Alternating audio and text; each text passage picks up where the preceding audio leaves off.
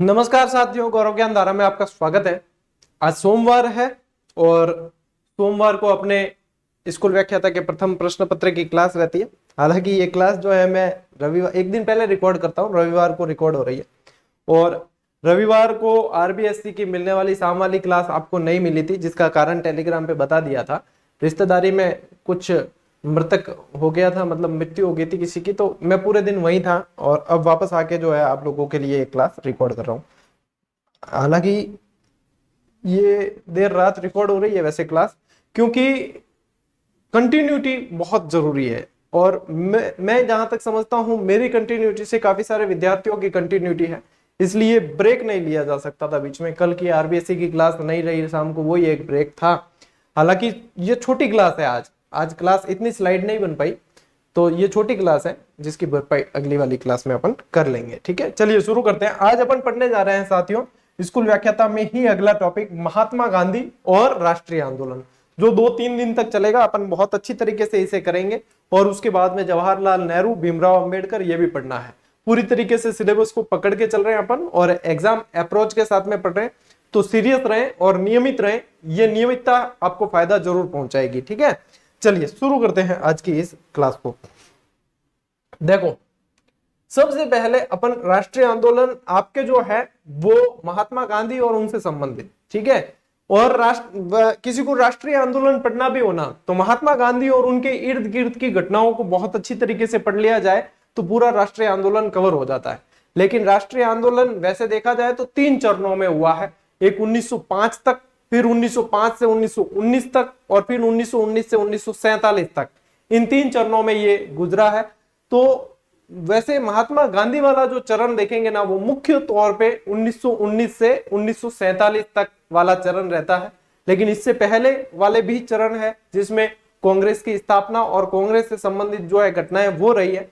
तो मुख्य थोड़ी सी घटनाओं को अपन आधार बनाते हुए फिर आगे बढ़ेंगे कि क्या कैसे है। ठीक है, तो सबसे पहले अपन बात करते हैं कांग्रेस की स्थापना से संबंधित। सबसे पहले साथियों ये समझना कि कांग्रेस की स्थापना की जरूरत क्यों पड़ी। भाई जरूरत तो पड़ी होगी तब इसकी स्थापना की गई। तो जरूरत ऐसे पड़ी कि इस समय 1885 का दौर, मतलब इस समय जो है जगह जगह क्रांतिकारी गतिविधियां तेज पकड़ रही थी, मतलब तेजी से आगे बढ़ रही थी। तो किस समय कहां पे कौन सी घटना हो जाए इसका ज्यादा पता नहीं लग पाता था। तो इसलिए एक तरीके से मतलब सेफ्टी वॉल का काम किया कांग्रेस ने। और सेफ्टी वॉल की संज्ञा देने वाले जो थे वो लाला लाजपत राय थे, यानी कि एक रिटायर्ड आईसीएस अधिकारी थे अंग्रेजों के, जिनका नाम था एओ ह्यूम। क्या नाम था? एओ ह्यूम, एलन ऑक्टेवियन ह्यूम। ये इन्हें जो है एओ ह्यूम को शिमला के सन्यासी के नाम से भी जानते हैं। ठीक है, शिमला के सन्यासी के नाम से भी जानते हैं, हर्मिट ऑफ शिमला इन्हें कहा जाता है। एओ ह्यूम के बारे में ध्यान रखना। 1885 के अंदर कांग्रेस की स्थापना अपन पढ़ते हैं। ठीक है, एक्चुअल स्थापना जो है वो 1884 में हो गई थी, लेकिन भारतीय राष्ट्रीय संघ के नाम से हुई थी यह स्थापना। जो कांग्रेस नाम पड़ा वो दादा भाई नौरोजी ने सुझाया था और 1885 के इसके प्रथम अधिवेशन के अंदर सुझाया था। ठीक है, इसलिए कांग्रेस की स्थापना फिर 1885 से मानते हैं। समझना इस चीज को, ज्यादा कुछ गहराई में मतलब उतरने की, वैसे कंफ्यूज होने की जरूरत नहीं है। 1885 के अंदर आप मान सकते हैं यो ह्यूम ने, रिटायर्ड आईसीएस अधिकारी थे ये, और इन्होंने ही सेफ्टी वॉल्व का काम किया है। एक कांग्रेस जैसी संस्था, यानी कोई भी क्रांतिकारी गतिविधि हो तो इसके अधीन हो, नजर एक पे ही रखनी है, जगह जगह रखने का काम नहीं पड़ेगा, है ना। फिर इनका जो प्रथम अधिवेशन, इससे पूछते हैं प्रश्न, 28 दिसंबर 1885 को बंबई के अंदर हुआ है। ठीक है, बंबई में कहा? गोकुलदास तेजपाल संस्कृत कॉलेज के अंदर हुआ है और इसमें 72 प्रतिनिधियों ने भाग लिया। 72 प्रतिभागी लिख देता हूं मैं, 72 प्रतिभागी थे इसके अंदर, 72 प्रतिनिधियों ने भाग लिया इसके अंदर। ठीक है, चलिए ये यहां तक थोड़ा सा बेस है आपके। इसके प्रथम अध्यक्ष व्योमेश चंद्र बनर्जी को बनाया गया, जो प्रथम इसके सचिव भी रहे।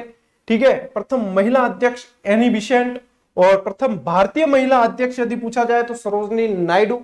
ठीक है, एनी बिसेंट है आपके 1917 में, ये 1925 में आ जाएंगी। स्थापना के समय वायसराय ये पूछा जाता है लॉर्ड डफरिन। ठीक है, लॉर्ड डफरिन स्थापना के समय वायसराय थे। कांग्रेस से संबंधित थोड़ी सी जानकारी, अपने राष्ट्रीय आंदोलन पढ़ रहे हैं तो थोड़ा सा इसको भी पढ़ के चले। ठीक है, फिर यहाँ पे जो है भारतीय राजनीति में दो गुट चले हैं, भारतीय राष्ट्रीय आंदोलन में दो गुट चले, एक तो उग्रवादी और एक उदारवादी। पहले उदारवादी हुए, जैसे दादा भाई नौरोजी है, दीनसा वाचा है, फिरोज शाह मेहता है, ये सब उदारवादी थे। और उग्रवादी में ज्यादा से ज्यादा आप मतलब सबसे पहले नाम आएगा आपको, मैंने पढ़ाया भी है, लाल बाल पाल, लाला लाजपत राय, बाल गंगाधर तिलक, विपिन चंद्र पाल, भगत सिंह, सुखदेव, राजगुरु, चंद्रशेखर, सुभाष चंद्र बोस, ये सब जो है उग्रवादी, यानी कि ये क्या है, मार कर लो अंग्रेजों से, भाई अंग्रेज हमारे यहाँ है, हम अंग्रेजों के यहाँ थोड़ी आए, अंग्रेज हमें मार रहे हैं, लगाओ दो जाप्टे और अपनी आजादी वापस लो। बस ये वाली थ्योरी थी उग्रवादी। इन्हें नव राष्ट्रवाद के नाम से भी जाना गया, और ये युग रहा है, ये इस युग को ही जाना गया 1905 से 1919 वाला। फिर महात्मा गांधी वापस उदारवादी हो जाते हैं, है ना। उग्रवादी नेताओं में त्रिमूर्ति के नाम से जाने गए लाला लाजपत राय, बाल गंगाधर तिलक और विपिन चंद्र पाल। फिर एक घटना होती है बंगाल विभाजन की घटना, जिसको 1905 में ध्यान रखना है। और बंगाल विभाजन रद्द कब हुआ, 1911 में।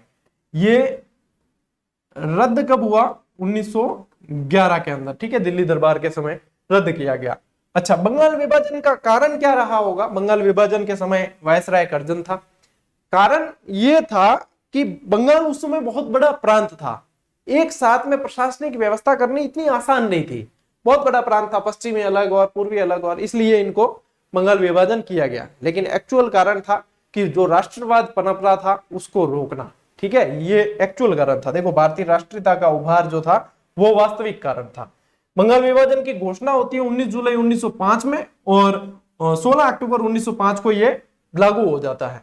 हालांकि इसका जो प्रस्ताव था ना, वो 1903 में ही दे दिया गया था। प्रस्ताव इसका 1903 में ही दे दिया गया था। ये है आपके पृष्ठभूमि, थोड़ी सी मैंने घटनाओं को छुआ है, सिर्फ मैंने कुछ ज्यादा डिटेल नहीं बताई, सिर्फ छुआ है। फिर अपन जो है महात्मा गांधी को शुरू कर सकते हैं। तो अब अपन बढ़ते हैं महात्मा गांधी जी की तरफ। ठीक है, पहले सबसे पहले जन्म करा देते हैं महात्मा गांधी जी का। अच्छा, मैंने यहाँ पे दो फोटो लगा रखे हैं। ठीक है, एक तो है महात्मा गांधी जी, और दूसरा जो मतलब जवान से दिख रहे हैं थोड़े, वो है आपके महात्मा गांधी जी। तो क्या फर्क क्या है सर, दोनों महात्मा गांधी जी है भाई। ज्यादातर लोगों के दिमाग में छवि यही है कि बाल नहीं है और बुढ़े से मतलब एक कृष्ण का एक छवि है, वो महात्मा गांधी जी। अपन भी यही देखते हैं भाई। नोट भी देखे तो आके फोटो वही चला है, और नोट में तो 1996 के बाद आने लगा है फोटो, उससे पहले तो नहीं आता था। ये भी महात्मा गांधी ही है। अब देखो जवानी का फोटो, जवानी में बाल वाल सब थे, तो कई लोगों को पता ही नहीं है महात्मा गांधी जी ये ऐसे भी दिखते थे।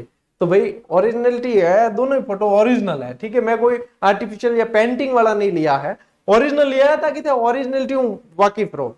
ठीक है, तो महात्मा गांधी जी ही है। ऐसा नहीं है कि ये महात्मा गांधी और ये महात्मा गांधी के पुत्र, ऐसा नहीं, पुत्र तो 4 थे। ठीक है, चलिए देखो, जन्म 2 अक्टूबर 1869 पोरबंदर गुजरात के अंदर होता है।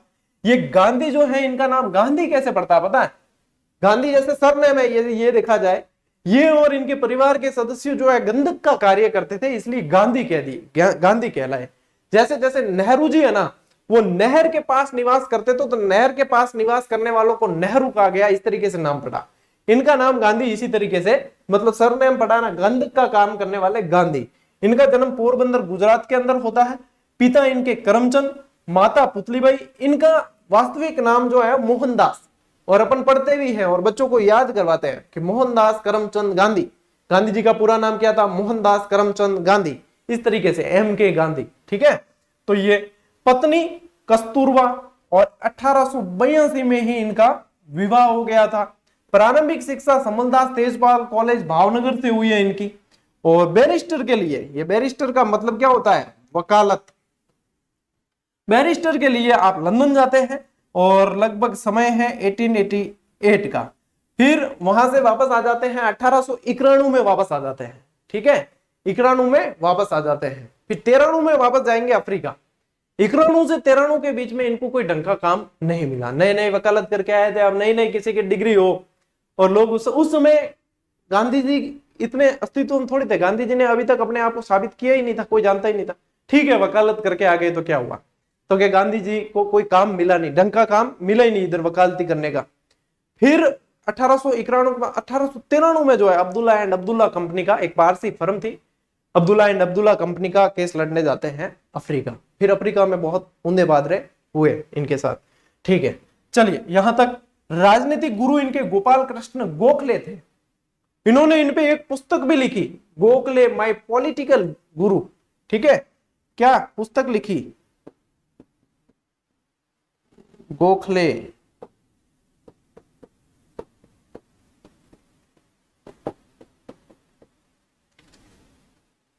पॉलिटिकल गुरु। ठीक है, राजनीतिक गुरु। यदि गोपाल कृष्ण गोखले के भी गुरु को देखा जाए तो इनके गुरु कौन थे? गोपाल कृष्ण गोखले के गुरु थे एमजी रानाडे। ठीक है, महादेव गोविंद रानाडे,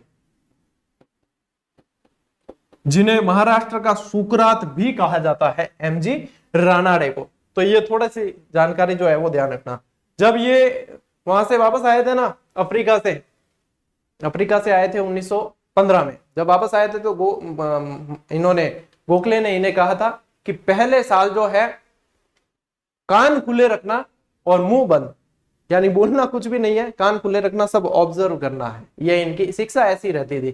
ठीक है, जब भी तो गुरु माना जाता था। अच्छा, इनके 4 पुत्र भी थे। चलिए मैं यहीं पे बता देता हूं।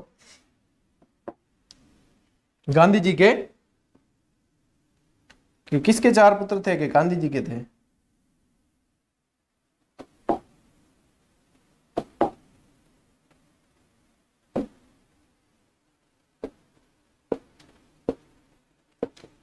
चार पुत्र थे, जिसको नाम यदि याद रखना है तो ऐसे याद रखोगे, रामदेव हरि। गांधी जी के 4 पुत्र थे। इस तरीके से नाम याद रख सकते हो। ठीक है, रामदेव हरि। यहां पे इस रा से आपको लेना है रामलाल, रामलाल। म से लेना है मणिलाल, मणिलाल। दे से लेना है देवीलाल। ठीक है, और यहां से हरि से लेना है हरिलाल। और 5वां पुत्र किसे कहा गया? 5वें पुत्र की संज्ञा आप सभी को पता है,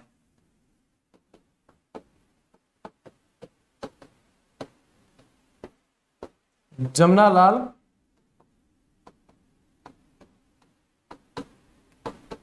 बजाज। और मानस पुत्री कहा गया सत्यभामा को, बूंदी से। आप लिख लेना, मानस पुत्री सत्यभामा बूंदी। ठीक है, इसमें से इनका एक पुत्र है ना, एक पुत्र ने इनका विद्रोह कर दिया, इनके विरोध में हो गया, जिसका नाम था मणिलाल। अच्छा, विरोध में क्यों हुआ, विद्रोह क्यों किया? कि मणिलाल की इच्छा थी विदेश में पढ़ाई करने की। गांधी जी मना कर दियो। गांधी जी के विदेश नहीं जाना, कि मैं सब देखी विदेशी संस्कृति में देखी, तो बिगड़ गई, विदेश नहीं जाना। मणिलाल के पापा, दिस इज नॉट फेयर। आप तो जाकर आए, आप सब वहां पे सब कुछ शिक्षा विक्षा जो भी किया है वो किया आपने, ठीक है, और हमें मना कर रहे हो, दिस इज नॉट फेयर, मैं विद्रोह करता हूं सीधा। ठीक है, तो मणिलाल ने विद्रोह किया था, यानी इच्छा क्या थी, विदेश में पढ़ने जाने की। इन्होंने मना कर दिया, और गांधी जी खुद वकालत विदेश में जाके करके आए थे, लेकिन ये मना करने पर मणिलाल ने विद्रोह किया। ठीक, चलिए ये ऐसा, हालांकि पूछते नहीं है, फिर भी ध्यान रखना जरूरी है। चलिए आते हैं अपन महात्मा गांधी जी की उपाधियों पे। मोस्ट ऑफ उपाधियां मैंने शामिल कर दी है, और कब कब किसने दी है वो भी थोड़ा सा मैं बता दूंगा आपको। राष्ट्रपिता की उपाधि जो है वो सुभाष चंद्र बोस देते हैं। ठीक है, ये उपाधि दी है भारत छोड़ो आंदोलन के समय।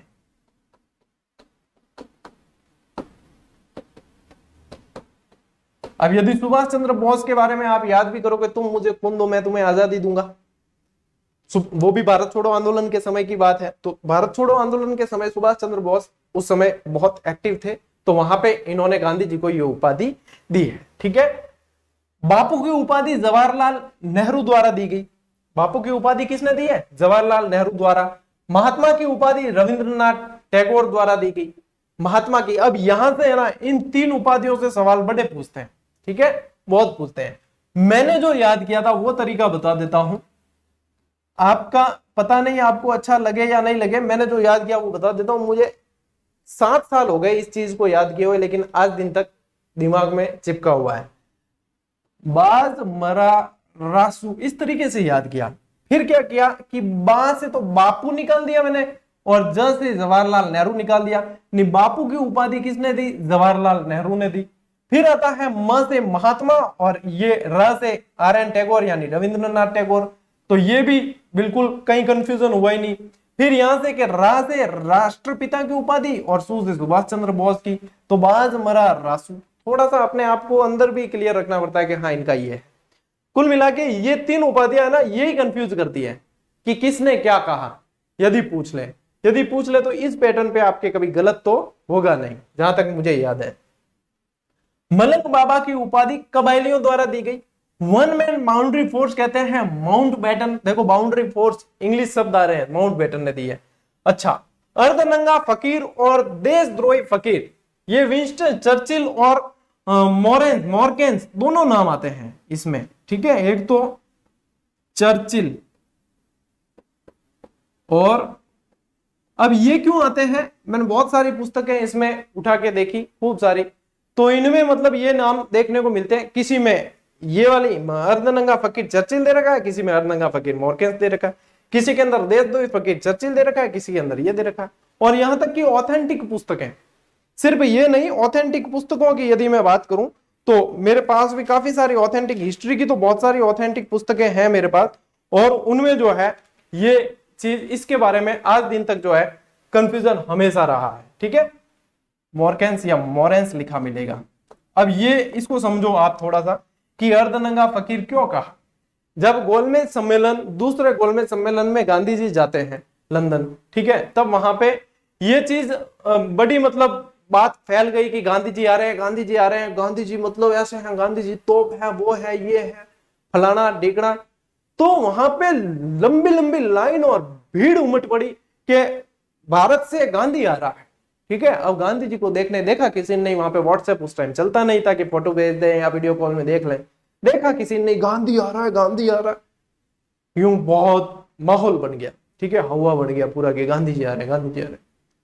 अब गांधी जी बेचारे धोती पहने, पतले से थे, ठीक है, बिल्कुल हाड़ मास के पुतले से थे, ज्यादा भाई विचार और वो मतलब अंदर की दृढ़ इच्छा शक्ति वगैरह ये सब पावरफुल था, लेकिन शरीर से तो देखते हो आप कमजोर ही दिखते हैं। वो गांधी जी आए, वहां पे भीड़ इकट्ठी हो गई, जैसे गांधी जी आगे बढ़े, गांधी जी खींच के पीछे, अरे पीछे हट, गांधी आ रहा है, गांधी आ रहा है, गांधी देखना मेरे, हमारा देखना। गांधी जी आगे बढ़े, वापस पीछ के पीछे कोई खींच के ले जाए, अरे गांधी जी तो पीछे हट रहे भाई, मेरे गांधी जी यार, गांधी जी देखना। अरे गांधी जी के, मैं खुद गांधी हूँ, तुम मन लारा खींच रही हो, मैं गांधी हूँ।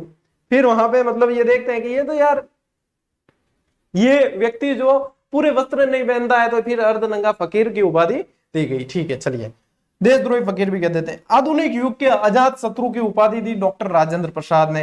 राजनीतिक बच्चा इन्हें कह दिया एनी बिसेंट ने। तो ये कुछ उपाधियां हैं जो गांधी जी के बारे में आपको ध्यान रखनी है, ठीक। चलिए अगले स्लाइड पे आते हैं अपन। गांधी जी द्वारा स्थापित प्रमुख आश्रम, ये सारे के सारे आश्रम मैंने इसमें शामिल कर दिए हैं एक साथ, ताकि आपको एक साथ ही याद हो जाए, ठीक है। फिनिक्स आश्रम जो है वो डरबन के अंदर है, ठीक है, फिनिक्स डरबन के अंदर है। कभी पैसे ज्यादा होते हैं ना तो अपन करवाते हैं FD, तो फिनिक्स, F से फिनिक्स, डरबन के अंदर है 1904 में, ठीक है। टोलेस्टॉय आश्रम जो है वो जोहान्सबर्ग में है 1910 के अंदर। सत्याग्रह फॉर्म जो है वो कोचरब अहमदाबाद के अंदर 1915 में स्थापित, और 1917 में ही इसे स्थानांतरित करके साबरमती स्थानांतरित कर दिया, तो फिर यह साबरमती आश्रम के नाम से जाना गया। अनासक्ति आश्रम कौसानी के अंदर है, और कौसानी कहां है? उत्तराखंड, बहुत अच्छी जगह है उत्तराखंड के अंदर, 1929 में। सेवाग्राम आश्रम वर्धा महाराष्ट्र में है 1936 के अंदर। ये पूरे क्रम से लिखे हुए हैं, और क्रम से यदि याद करने हो तो कॉपी पेन जिसके पास में है लिख लेना। मैं एक हाथों हाथ ही आपको एक ट्रिक बता देता हूं, अभी मैं जब स्लाइड बना रहा था तभी मेरे दिमाग में आई है, तो हाथों हाथ ही बता देता हूं कि फिर टेल, क्या फिर TELL, टेल, टेल यानी बताना होता है ना कि टेल अस, बताओ हमें। फिर टेल सत्य अन्ना से, ठीक है, या सच अन्ना से। फिर टेल, क्या टेल? सच, फिर बोल सच, ठीक है। फिर टेल सच अन्ना से, अन्ना से। फिर टेल सच, अन्ना, से, और इसी क्रम में आपको याद करना है। क्या? फिर, टेल, सच, अन्ना, से, बस इस तरीके से याद करना है। फिर 1904, 10, 15, 29, 36 जैसे किसी के नंबर याद किए, ठीक है। मोबाइल नंबर याद करते हैं ना, 1904, 10, 15, 29, 36, फिर टेल, अन्ना, से, बस कितना? फिर टेल, सच, अन्ना, से, बोलना क्या है? सच, अन्ना, से, फिर टेल, सच, अन्ना, से, कुल मिला के याद होना जरूरी है। देखो फैक्ट तो ये, अगर यदि मैं नहीं भी दूंगा ना तो आपको मिल जाएंगे। हर विद्यार्थी को जब से इंटरनेट की सुविधा आई है, वो किताब नहीं है फिर भी सर्च कर सकता है, इंटरनेट पे दुनिया भर की सामग्री पड़ी है। लेकिन तरीका यह है कि याद कितना और कैसे किया जाए, ठीक है। भरने को तो मैं खुद ही यहीं पे अभी लिख लिख के आपको काफी सारी चीज बता दूं, लेकिन मेरा मेन मोटो जो रहता है वो याद करवाने का रहता है। भाई मैं याद करके लिख लूं या वो कोई बड़ी बात नहीं है, ठीक है, लिख भी दूं तो भी क्या होगा, लेकिन आखिर में याद आपका किया हुआ काम आना है। यदि मेरे याद करने से पास होते तो आज तो सारे के सारे अपने 3,55,000 सब्सक्राइबर है, सारे सारे सिलेक्ट हो जाते, लेकिन मेरे याद करने से नहीं होता ना, आपके याद करने से सिलेक्शन होगा, ठीक है। गांधी जी द्वारा लड़ा गया पहला मुकदमा मैंने आपको स्टार्ट में ही बता दिया था कि अब्दुल्ला एंड अब्दुल्ला कंपनी का मुकदमा था, और इसको लिए ये गए कब थे? 1893 में ये अफ्रीका गए थे, ठीक है। 1893 में अफ्रीका जाते हैं तो वहां पे ये ट्रांसवाल से पिटोरिया की यात्रा के लिए जाते हैं, और इनके पास में फर्स्ट क्लास का टिकट होता है, प्रथम श्रेणी का। बड़ी बढ़िया शेर बनी ओढ़ा गांधी जी, मेरे पाड़े प्रथम श्रेणी टिकट है। उस समय वहां पे नस्ल भेद चलता था, रंग भेद की नीति चलती थी, भाई गोरे काले वाली नीति चलती थी। तो इनका सामान और गांधी जी को जो है प्रथम श्रेणी, इन्होंने विरोध किया खूब, वहां से जो है नीचे उतरने का कहा इनको। ठीक है, मेरे पास फर्स्ट क्लास का टिकट है, मैं पैसे देके टिकट खरीद के लाया हूं, भले ही हो, नीचे उतरना नहीं माने तो फिर सामान और इनको दोनों को वहां से फेंक दिया गया। इसके बाद में इन्होंने 1894 के अंदर नटाल कांग्रेस की स्थापना की, वहीं पे अफ्रीका में, ठीक है। तो 1894 में नटाल कांग्रेस। अब इसी स्लाइड पे आप पाओगे कि सर आपने यहाँ पे नटाल कांग्रेस की स्थापना 1895 लिख रखा है। देखो स्थापना वैसे की 1894 के अंदर है, लेकिन 8वीं क्लास की एनसीईआरटी मैंने वन लाइनर में भी इसका सोर्स दिया है, लिखा है कि एनसीईआरटी के अनुसार ये है 8वीं क्लास की एनसीईआरटी में 1895 दे रखा है, और वैसे है क्या 1894 है। 93 में ये घटना होती है, 94 के अंदर ये नटाल कांग्रेस की स्थापना करते हैं, ठीक है। गांधी जी द्वारा पहली बार सत्याग्रह का प्रयोग कहां किया गया? अफ्रीका में किया गया है, और 1906 में। भारत में तो बाद में किया है, पहली बार सत्याग्रह शब्द का प्रयोग किया है इन्होंने अफ्रीका के अंदर, और अफ्रीका में इन्होंने बहुत सारे संघर्ष किए हैं। अफ्रीका में ही इन्हें बोर पदक और जुलू पदक भी मिलता है, बोर पदक और जुलू पदक मिलता है। अब ये क्या है, वहां पे मतलब बोर राज्यों के बीच में संघर्ष हुआ था उस समय, ठीक है। बोर राज्यों के बीच में संघर्ष हुआ था 1899 से, दूसरा बोर युद्ध कहते हैं 1899 से 1902 के बीच में।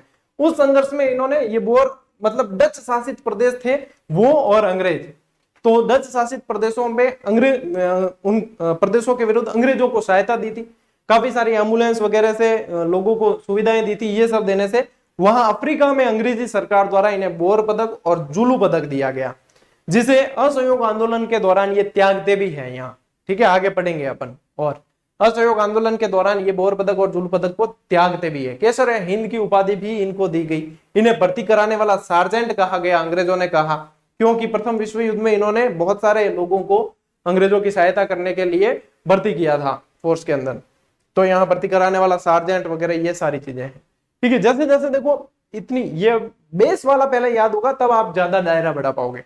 जब आपको बेस ही याद नहीं, किसी को गांधी जी का जन्म ही याद नहीं, तो फिर आगे बढ़ने से क्या मतलब। इसलिए पहले बेस क्लियर करो, उसके बाद में आगे बढ़ो। आपके देखते ही देखते सारे सारे सवाल होने लगेंगे, सब सही होंगे। बस कंटिन्यूटी जरूरी है, बेस तैयार करते जाओ, अपनी कमियों पे वर्क करते जाओ, यही चीज होती है, ठीक है। चलिए 22 वर्ष बाद अफ्रीका प्रवास के बाद गांधी जी आते हैं कहां? भारत। कब आते हैं? 9 जनवरी 1915 को आते हैं, ठीक है। 9 जनवरी 1915 को आते हैं, मुंबई के अपोलो बंदरगाह उतरते हैं ये, अपोलो बंदरगाह। अब कोई फ्लाइटें तो उस समय चलती नहीं थी, जहाज से जाना पड़ता, जहाज से आना पड़ता था। तो अपोलो बंदरगाह पे ये उतरते हैं और ये 9 जनवरी जो है प्रवासी भारतीय दिवस मनाया जाता है। 9 जनवरी को क्या मनाया जाता है? इसीलिए कि गांधी जी आए थे। प्रवासी भारतीय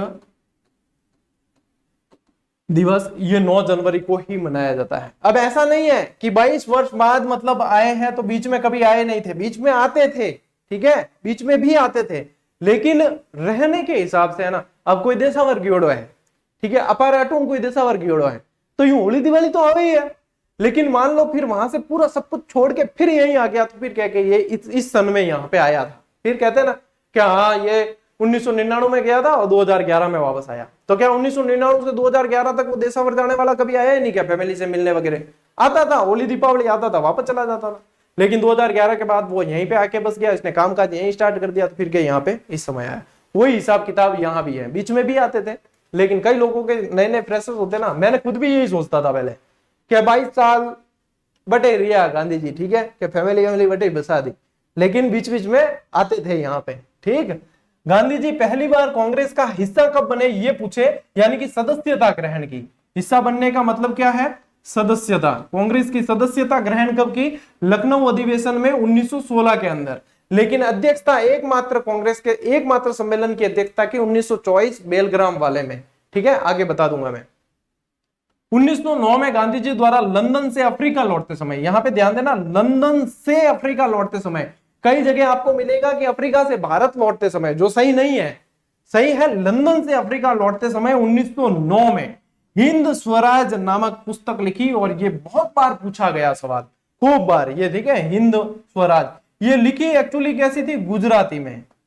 अब गांधी जी देखो गुजू बापू थे, गुजू बापू यानी गुजराती थे, तो यहाँ पे गुजराती में इन्होंने लिखी, बाद में जो है ट्रांसलेशन होता है। जैसे इनकी आत्मकथा है सत्य के साथ मेरे प्रयोग, है ना, experiment with truth, my experiment with truth, तो महादेव देसाई ने वो ट्रांसलेट की, वो भी गुजराती में लिखी हुई थी, ठीक है, ये इस तरीके से ट्रांसलेट होती है। और यहाँ पे नाटाल कांग्रेस का मैंने आपको बता दिया। अब अपन आगे बढ़ेंगे और पढ़ेंगे चंपारण सत्याग्रह और खेड़ा आंदोलन और अहमदाबाद मिल मालिक आंदोलन, फिर असहयोग आंदोलन, सविनय अवज्ञा आंदोलन, और इस तरीके से 2-3 दिन में आपके राष्ट्रीय आंदोलन पूरा होगा, क्योंकि अपन एक एक डिटेल को जानेंगे। अब मैं आज हकीकत बताऊं साथियों, मैं बहुत थका हुआ था, तो हो सकता है, वैसे 99% चांस नहीं है कि कहीं गलती छोड़ी हो, लेकिन हो सकता है कि कहीं कोई गलती रही हो, मैं फिर रीचेक करूंगा, और यदि हुआ ऐसा कुछ मेरे ध्यान में आया तो मैं टेलीग्राम पे बता दूंगा कमेंट करके। आप लोग जो है आप भी बता देना कमेंट करके।